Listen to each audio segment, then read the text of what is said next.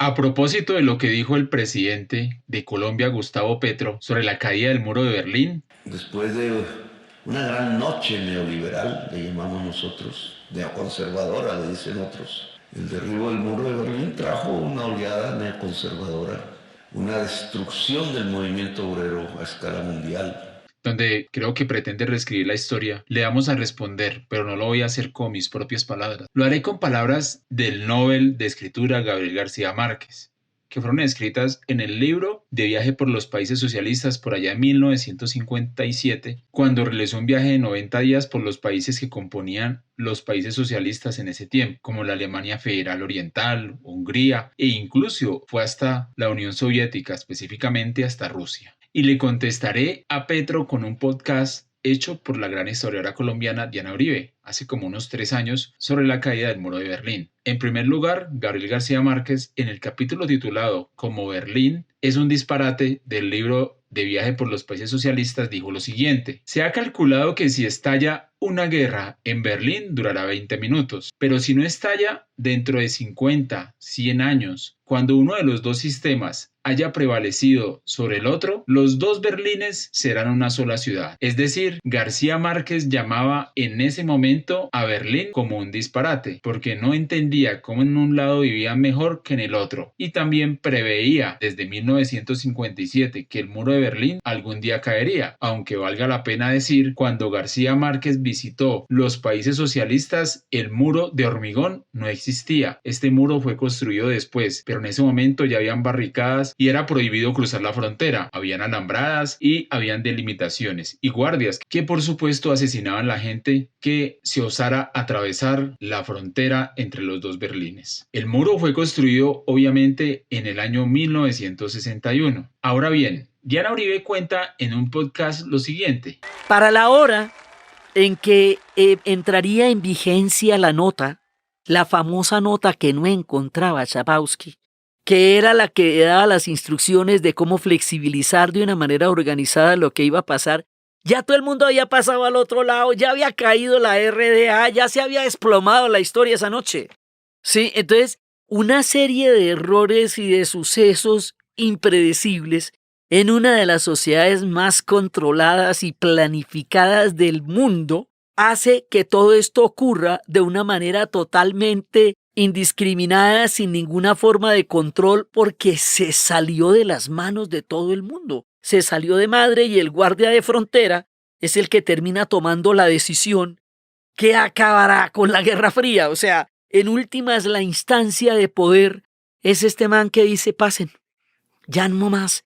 De este primer relato se ve que, en últimas, la decisión no la toma la geopolítica o políticas o políticos en sí mismo. Es la misma gente que toma la decisión. Incluso Diana dice que fue un guardia el que finalmente dijo ya no se puede hacer nada y dejó cruzar a la gente. Entonces, en voz de Petro, ese guardia de la Alemania Federal Socialista sería un neoliberal capitalista. Más adelante en este podcast, Diana Uribe dice lo siguiente. Entonces empiezan el terror, la incertidumbre, la zozobra, se convierte en euforia cuando ya dan el paso y ya no hay marcha atrás y se empiezan a mirar los alemanes con el asombro más increíble con que la historia a veces puede poner frente a otros, a los que han estado divididos por muros y por todos estos macabros artificios que se inventan los humanos para separar pueblos que son uno solo, culturas que son una sola. Entonces, noten cómo ella dice que los humanos nos inventamos divisiones entre nosotros, como estos muros horribles, y son impuestas, en mi criterio, por los mismos políticos para mantenerse en vigente,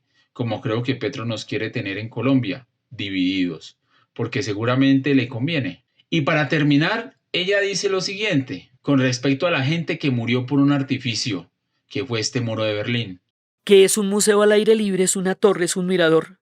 Y a partir de la torre se ve un pedazo de muro que quedó, digamos, como testimonio de la historia, y en ese pedazo de muro uno puede ver las diferentes instancias entre el muro interior y el muro exterior, y ahí hay una pared, un monumento a las personas que murieron atravesando el muro de Berlín, la gente que fue a la que le dispararon, que fue asesinada en el muro de Berlín.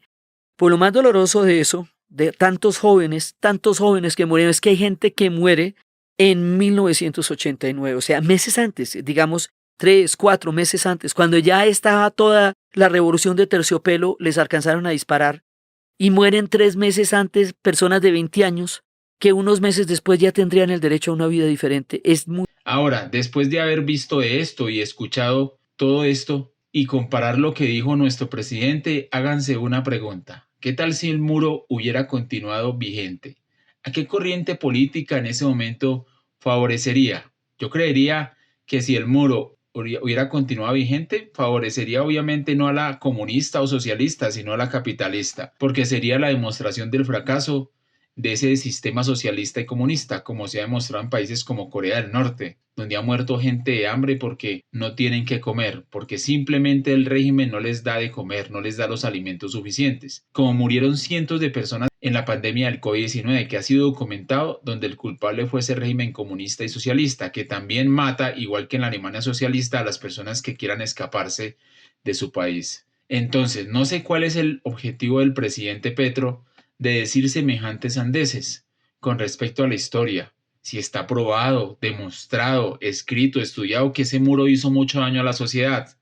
Y en todo el mundo se celebró su caída, que de alguna manera fue espontánea, fue la misma población. Y como dijo Gabriel García Márquez, en algún momento de la historia las dos Berlines se tendrían que unificar, porque era insostenible, aunque llevaba muy poco tiempo en ese momento, que siguieran divididas. Entonces es vergonzoso que un presidente quiera mantener dividido el país, como pareciera que quiere Petro con los colombianos, con este tipo de acciones, contrariando la constitución política, donde dice que el presidente representa la unidad nacional, pero él parece que hiciera lo contrario. Buen día, hasta una próxima oportunidad.